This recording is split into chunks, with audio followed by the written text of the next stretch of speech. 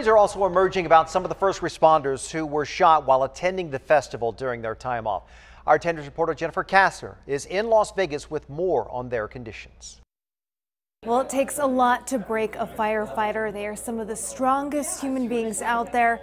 But this was definitely one of the most emotional press conferences I've covered. These men were holding back tears as they shared their stories of being out there on Sunday night. There was the story of Anthony Rambone, 25 years old, a firefighter from Henderson, Nevada, who was there with his brother, 27 years old. His brother was shot in the chest. Anthony helped rescue him. That brother is still in the intensive care unit at this time. And that's when I heard my brother say I got hit. So at that point I turned around and I saw my brother spitting up blood.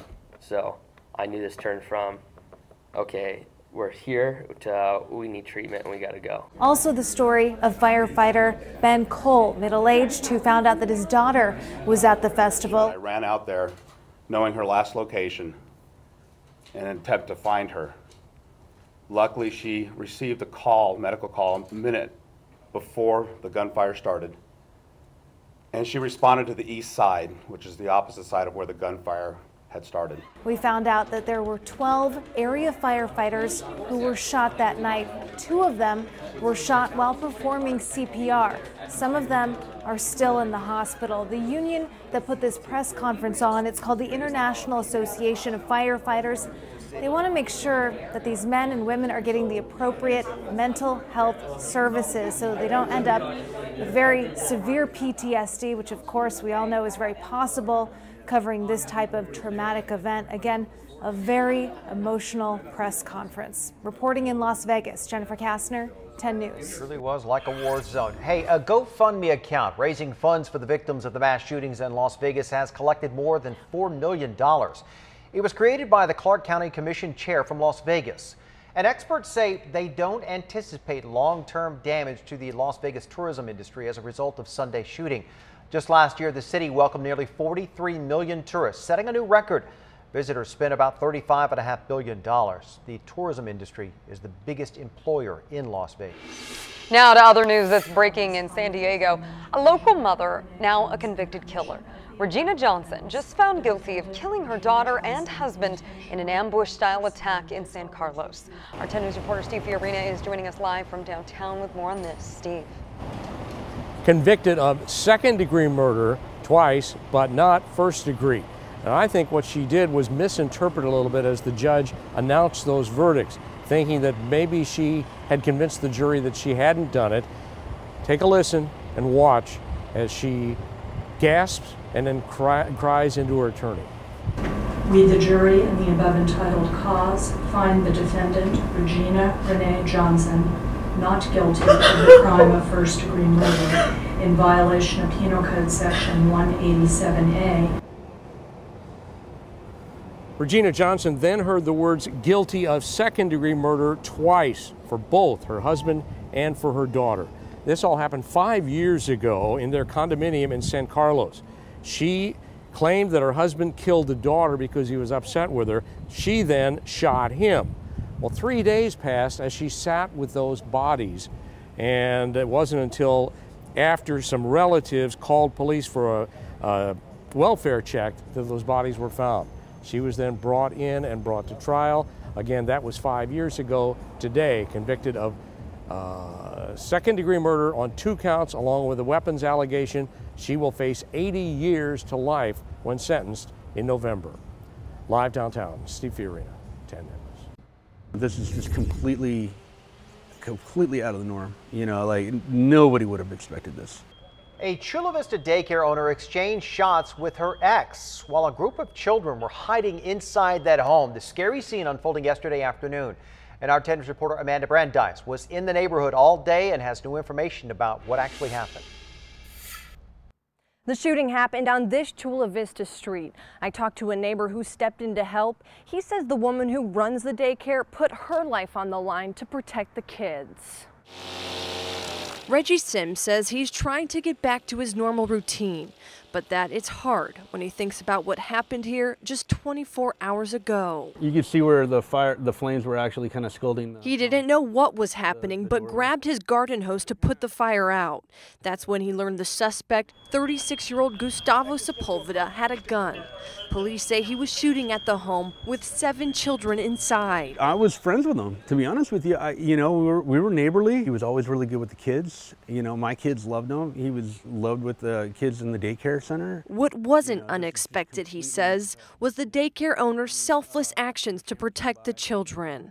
While one employee locked the children in a bathroom, the owner fired her own gun in self-defense to keep her ex-boyfriend away from the house. It was amazing.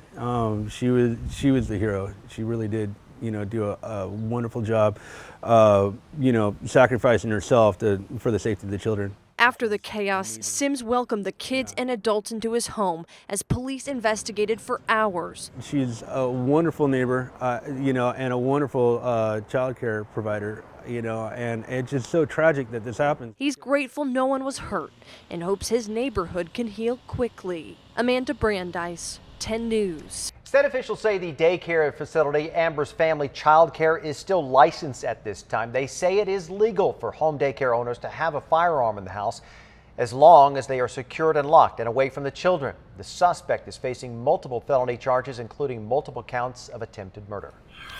A homeless man behind bars today, accused in the stabbing of 2 people in City Heights. Police arrested Alberto Lizarraga on Knollwood Road in Lomita. This after officers found a man and woman, also homeless, each stabbed in the stomach on Manzanita Drive last week. The man, Sonny Gonzalez, did not survive. The woman is recovering from her injuries. Investigators are still trying to find out a motive.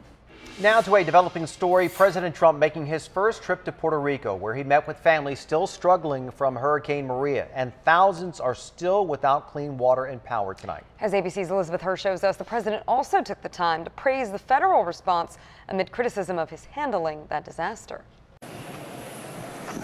President Trump in Puerto Rico as consoler-in-chief. We're going to help you out. Thank you. Have a good time. Thank you, Mr. President. Thank you. This during the president's first trip to the U.S. territory 2 weeks after Hurricane Maria, as one emergency official put it, destroyed the island. So far, power restored to just 7% of the island, and some 2/3 of residents still don't have cell service. President Trump, accompanied by the First Lady, even handing out supplies himself while praising FEMA and emergency responders. Great job. Great job. And to all of my people. Directly responding to critics slamming the federal response as inadequate and slow. This has been a Category 5, which few people have ever even heard of. A Category 5 hitting land, but it hit land, and boy did it hit land. The White House maintaining federal help has been delivered and continues to stream in with thousands of troops and civilians on the ground, delivering more than 5 million meals and 5 million liters of water. The president, who earlier bashed some members of the Puerto Rican leadership in a barrage of tweets, seemingly making peace on this trip, particularly with the San Juan mayor with this handshake, but again raising eyebrows after scolding local officials on their budget crisis. I hate to tell you, Puerto Rico, but you've thrown our budget a little out of whack. Now, during this trip, President Trump did not visit the U.S. Virgin Islands, also ravaged by the hurricane, but the governor of that territory traveled to Puerto Rico to meet with the president. Elizabeth Hur, ABC News, Washington. Yahoo's data breach, way worse than they originally told us, the major mistake that has affected billions of people. And they served our country only to get ripped off back here at home. The scheme, one jeweler and his wife are accused of ripping off our local Marines. Early birds already getting a jump start on their shopping for the holidays. They like puzzles and cars and trains and boats. But the new FBI warning to parents as they search for this year's hottest toys.